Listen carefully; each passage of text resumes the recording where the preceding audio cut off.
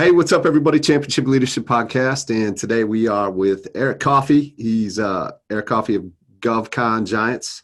He's a YouTuber, podcaster, author, and I'm excited to have you here today from the sunny land of Florida. Today we're getting ready for 10 inches here in Minnesota of beautiful white snow, so a little bit of a contrast there, but that's all right. How you doing? I'm doing well. Thanks, Nate, for having me. It's interesting. I've never seen snow before. Oh, really? Yeah. And I've traveled all over the world, but I've just never been during the times where it snowed. Wow. I spent a Come lot of on out, time man. I don't know about Minnesota. That's one of those things not on the bucket list. No, I don't have it. I actually have a book called 1,000 Places You Want to Visit Before You Die. I don't think Yeah. Minnesota has anything in that book. Well, I can't say I blame you, although it is a beautiful place. But it was 54 this morning when I woke up here in Okay. Florida. All right. So Yeah. it was chilly. Chilly relative to Florida. Yeah, Absolutely. Florida. Right. Yeah, actually it was Frank McKinney, but he's from Florida. He had on this like tiny little leather vest, and he's like, "Yeah, I'm wearing this leather vest right now. Got a little cold here yesterday." And I'm like, I'm telling you. That's what I'm saying. It was like in the 50s last night. Yeah. So I'm wearing a hoodie, like not trust me, if I was sitting inside and it was I wouldn't be wearing it's cool out right now. I had to turn on my heater. I love it. So, first question I always like to ask is championship leadership. What do you think of? What does that mean to you when you hear that championship leadership? Well, when I think of leadership, the first thing, there's an image that I've seen going around on it's like a meme, and it shows the leader being in the front and leading. And so that's what I think about automatically, is not the guy that's sitting up on the throne and dictating. It's the person that's leading from the front. So that image automatically comes to my brain. Yeah, I think I know exactly the image you're talking about. And that's great. With the people on the same level, right? Like on the battlefield versus back home up in the throne. So right. Tell us a little bit more about yourself, and you're in an interesting space, government contracts. How did you get into that world? Yeah, well, it's interesting. So back in 2007, I was a realtor, and just before the real estate market actually crashed, an older gentleman approached me about doing some development work. He said if I would get my contractor's license, that he would put up the money and we could start building houses and doing development deals with the local municipalities. And I went out, got my contractor's license, and the real estate market tanked and crashed at around 2008. And at that time, we were left, I had a license and couldn't do anything with it. And a friend of a friend introduced me to a gentleman that knew about government contracts. He had heard about it before, but he didn't know exactly how to do it. He just knew that it was a huge market to go after, lots of potential. And he said, "Eric, if you can figure this thing out, we can work together." And so I started out working with someone that was 20 years my senior, had been in business for 2 decades. And he said, "Look, if you go out there, figure out how this whole government contracting thing works, I could put my team and we could go and really work together, and I'll give you a % of the opportunities." And again, at that time, there was nothing else going on. I mean, there was no houses being built. There was, the banks were closing down. Lehman Brothers was bankrupt. All these bad things were happening in the world. And this was like, it was like a shining star, like a light bulb went off. And I just went after it. And I went to every free resource, class, lesson, conference that I could get my hands around. And we learned about the contracts. Yeah, that's interesting. And, when you say government contracts, like talk to us a little bit more about that. And it seems like there's a wide spectrum, right? And that's true. And that's a really, really good question. When I talk about government contracts, for me personally, we speak about the federal contracts, not state or local contracts. We were pursuing federal contracts. So federal would be if you go to the airports and you have your TSA, that's Department of Homeland Security. Federal would be if you go to a national park. So that national park falls on the Department of Interior. If you, in every city, every major city, I would say, has a VA hospital. Those are federal agencies. All of your military bases, all of your naval ports, those are all federal facilities. So we were very specific in targeting only federal clients. Okay. And so, like, how do you become, or how do you decide that you want to distinguish yourself inside of this industry, right? You got your YouTuber, podcaster, and author, and everything that you're doing leads into the GovCon Giants to become this championship level leader in your space. Like, what path was that? What made you want to do that, to take that path on? So again, one of the things that happened to me back during that time frame that really kind of, I would say, had a great impact on me, a significant impact, was that we had some friends of ours that we knew that were previous contractors, and they had been doing construction their whole lives, right? And so at the time, again, I'm in my 20s. These guys were all 40 and up. And when the market tanked and crashed, we had a friend of ours, a really close friend, that thought about committing suicide. And someone that he had worked with, one of his subcontractors, the masonry guy, actually took his life because he had lost everything. He lost his business, he lost his home. And what I saw in that was that we were out here and working in the same industry, construction. We were just working for a different client. So as opposed to working for the school board and the local municipalities who were bankrupt and leaving people stranded because they ran out of money, because they get federal funding as well, right? So the states and the local governments are dependent upon federal funding in order to make their programs work. And when that funding stopped, they stopped paying people. And that hurt a lot of people. So for me, when I saw that, and I thought to myself, these people have a lot more experience than me, a lot more knowledge in terms of construction. The only difference was we were targeting different clients. And for me, Nate, when I saw that, I said, when I get the first opportunity I get, I'm going to share this with people, because it's a tragedy that this gentleman, if he had known about the power of government contracts, if he had diversified his business in that way, he would probably still be here today. And that's what set me on the path to sharing the information I had. Once I got things kind of died down and calmed down for my business, I said, I'm going to share this the first chance I get, because the government does a really, really poor job of marketing this stuff, right? They're not like Visa and MasterCard, where they have these huge budgets where they can tell everybody about all these wonderful programs and all these great things out there, right? They're not like your Doritos commercials that come on every day, or your Viagra commercial. They don't get a chance to spread the word about how wonderful this market is and how many opportunities there are. So essentially, the people that know about it are the ones that get a chance to benefit from it. And that's what I've seen throughout my whole career in government contracts. Yeah, and it's I don't know, the messaging, right? Like a government contracts isn't quite, the sex appeal isn't quite as great as a Dorito or Viagra, right?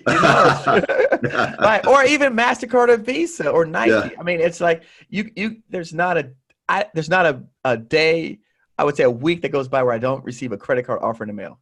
Yeah, well, absolutely. Yeah, and if you're only getting one, then man, you're doing well. I mean, no, I don't. I mean, I get. I mean, just saying, all as often. I get hundreds of them, right? Yeah, people got through the year. Ruthless.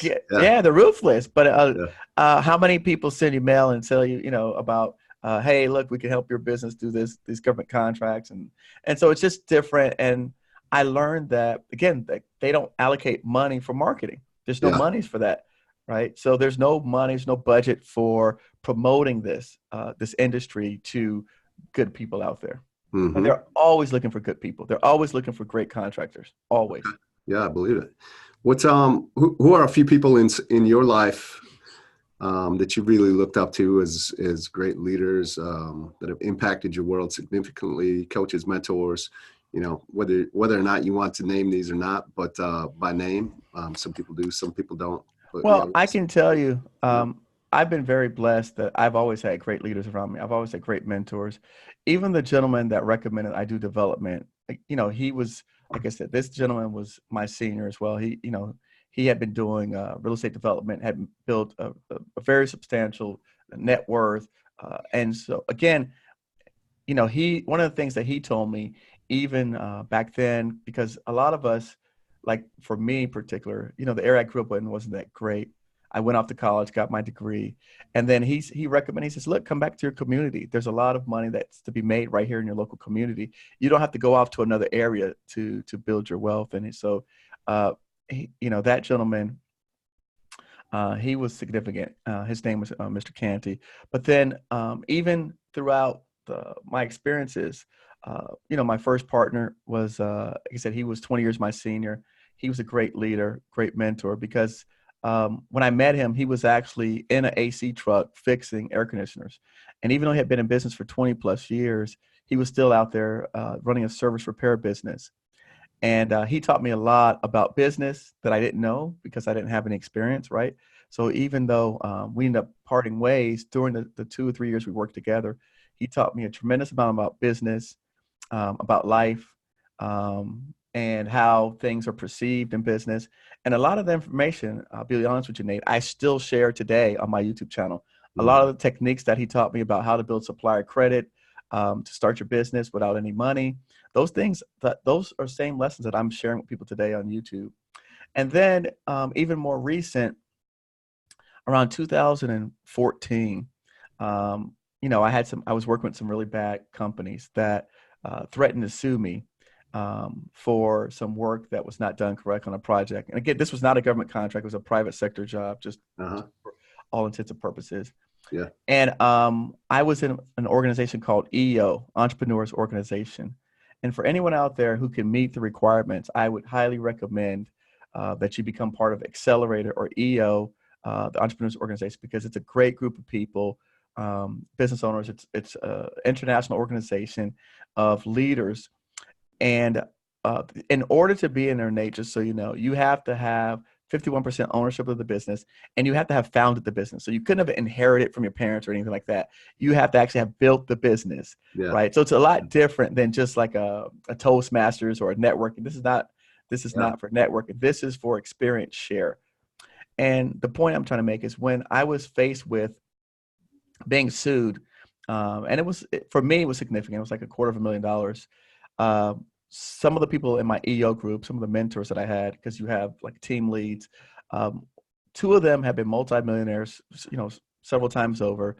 And they said to me, well, have you been sued yet? And I said, no. They said, well, so why are you so concerned? You don't know how it's going to turn out, right? And it was like, my attorney, Nate, told me to file bankruptcy, like to face the guillotine.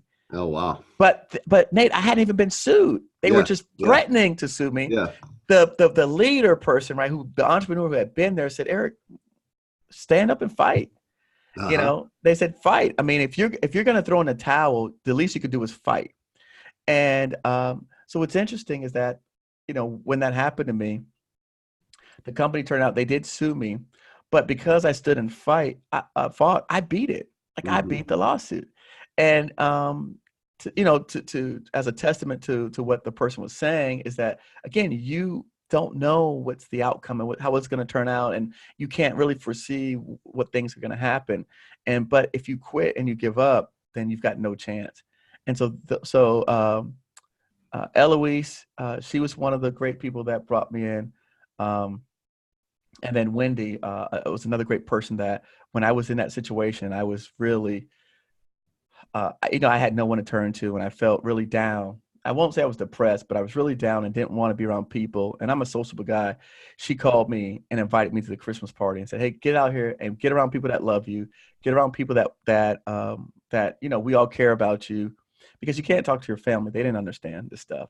Yeah. And I went to the Christmas party and it was great. And they were like, "What are you doing? Oh my God." Everybody just, how it is. So it was just wonderful to be around a bunch of entrepreneurs, business owners that we all were in the same type of situations. And so I learned that lawsuits were par for the course. And from that mentor, Eloise, she told me, And then, another thing she said to me was this. She says, let's assume that they do sue you. And she goes, what do you stand in law? I told her about 250,000. She says, well, isn't your goal to be a millionaire? So she goes, what's $250,000? I mean, really, just like that. She says, 250,000. If you were to get like a mortgage on it, would be about 900 a month or 1,100 a month. She goes, you could survive and pay 1,100 a month. Yeah. And so you see the difference in thinking. Yeah, absolutely. Yeah. But most people, they hear those numbers and they go, and I was that guy, right? Because again, I was still young and I didn't know any better. And she says, she just changed the perspective on it. And Eloise was that person who really, the most recent one in my life that really stood out and said, look, and I'm happy for it because as a result, I actually went through 2 lawsuits. One I beat, the second one I lost, but that loss forced me to be better. And the lawsuit actually turned out to be, again, and this, a lot of entrepreneurs will say this, a blessing in disguise, because now, because I was down and out, I had to go after bigger opportunities than I wouldn't have had I not been so down and out. So it forced me to go after bigger opportunities. And that's what landed me the contract that ultimately gave me the bandwidth to start my YouTube channel and the podcast and everything I've done so far. Yeah, there's so many.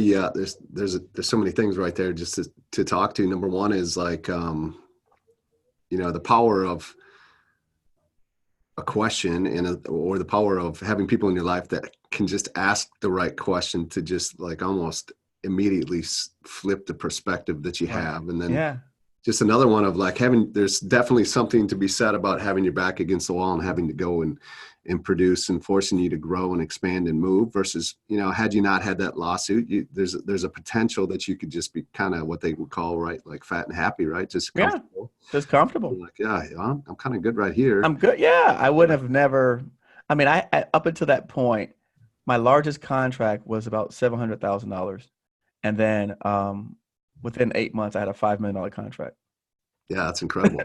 I had to. So at that point, it's like, thank you. Thank you. Right. You're like, thank you. Now you're like, thank you for that. Thank you for that instance. It's true. Yeah. It'd be tough for a lot of people to see that. But, again, if you're open, if you can be willing to step back and see that for what it is, then it's like, it's a blessing. It is. And again, I try to tell people, but it's hard. It's hard to see it. And it's tough when you're going through it. Oh yeah. Yeah. It's tough. I mean, listen, it didn't feel well. I woke up and I mean, you don't want to get out of bed. Your stomach turns. You can't, you're like, you don't want to see another bad email. You don't want to receive another, a call from a collector telling you, that you owe them and totally. So, and that you have to pay and all this stuff. But Nate, I didn't do anything wrong or bad. So I didn't, so like, it wasn't like they were going to come arrest me, and that's kind of what the mentor puts in that perspective is like, no one's coming to take your house. No one's coming to take, they're not coming to pull you out your house and put you in jail, and it's true. Yeah. Right. You're thinking like, so they tell you, okay, well, what's the worst case scenario? All right, you have to pay back this money. Yeah. That's it. Right. that was the worst case scenario. It was like the worst case scenario is you have to pay back the money. Yeah. But if I had listened to my attorney and faced the guillotine, so to speak, as he would have said, I can tell you I wouldn't be here today. Yeah. And essentially he's just asking you to kind of roll over and just move on, right? Like file bankruptcy. That's the only thing we can do. Well, is that really true? No. It's terrible advice. Terrible advice. Yeah. Terrible advice. Which is another lesson probably to be learned is like, be careful who you got on your team and make sure that you get the right people on the team. Yeah. And I would say surround yourself with people that, and this is, again, it's one of those cliche things, right? Surround yourself with people that are better than you, that are where you want to go. Like I said, this person was making $1 million a year profit. How, she's like, trust me, I've been sued for nothing. Yeah, right? Like she said, one of my employees was kicked off a project because they stole something. Then they turned around and sued me because they said I fired him for discrimination or something. And like in the employment agreement, it says if you if you commit a crime, right, then that's Yeah. reasons for losing your job. But then they turn Yeah. around, and so it's just that happens. People It does sue. happen. We're a very litigious society Yeah. nowadays, and people can sue you for anything. Yeah, completely. Unfortunately. Yeah, no doubt. Let's talk about your what's the vision for you, GovCon Giants, and direction you're going, where you want to be, like, let's say 5 years from now. Man, that's a great question, Nate. I've been helping hundreds of people, soon to be thousands of people on their quest to doing government contracts. And while, what I'm doing is good, I think that it could be much better. And so, just the same way where I am telling the audience out here that the government can use better quality, contractors and vendors to come into the marketplace. I think that goes the same for people who are servicing all of these contractors and vendors. So, I want to start moving into the other spaces that the other service providers are covering, like software, capture management, all the tools necessary to become a better, more proficient government contractor, so that not only do I train you how to do it, I want to be able to provide people with all the tools that they need as well, so that they can be more successful. And so that's what we're working on right now. That's where we're headed, because again, there are companies out there that have been doing this a long time, and again, they've gotten kind of fat and happy, and Yeah. they're not innovating. And so I see a lot of room for improvement in those areas.